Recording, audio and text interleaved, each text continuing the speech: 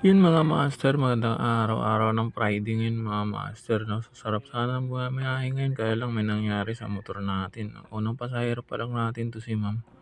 So, ang pick-up nito ni ma'am ay sa may, Kiko, Camarin 'no. So, ang ganda sana ng biyahe ngayon mga master na nakita niyo naman sa title ng, video na 'to is, nagkaroon tayo ng aberya at, isang pasahero pa lang is, umuwi na tayo kasi nga mayroon tayong naramdaman na kakaiba sa motor natin. Yung panggilid natin parang nagda-drag at sobrang-sobrang drag talaga na 'pag na-hams ka is talagang nanginginig siya na halos hindi makaakyat.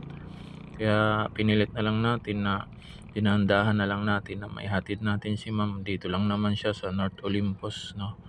So pagkababa dito ni ma'am is, umuwi na tayo ng bahay para i-check yung, ating motor 'no. So kasi nga, mahirap na 'pag, nasiraan tayo habang mayroon tayong pasahero. Kaya kung kayo mayroon kayong nararamdaman sa motor niyo, iuwi niyo na agad o kaya ipagawa niyo na agad. Kaya ganito yung ginawa ko kasi nga, buti na lang talaga yung nakuha ko is, North Olympus lang, malapit pa lang naman 'to sa amin. Kaya nga iuwi natin sa bahay para ma-check natin mga master kung ano ang sira ng ating motor 'no. So, abangan niyo hanggang sa dulo kung ano yung ginawa natin at ano yung nakita natin kung bakit, sobrang drag yung ating motor. Unang pasahero pa lang natin mga master, sira yung motor natin.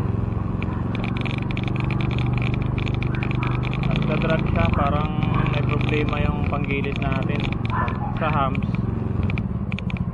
Nahihirapan, parang kumakadyot-kadyot.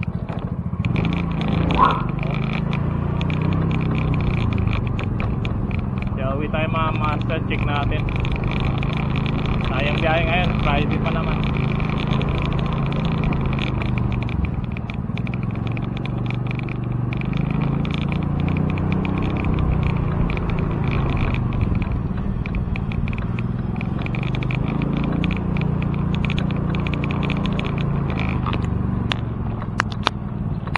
Yun, pagdating sa bahay mga master, yan, chinik natin yan mga master. Yung clutch mga master is pinabanding na lang natin kasi wala tayong pambili ng buo na clutch.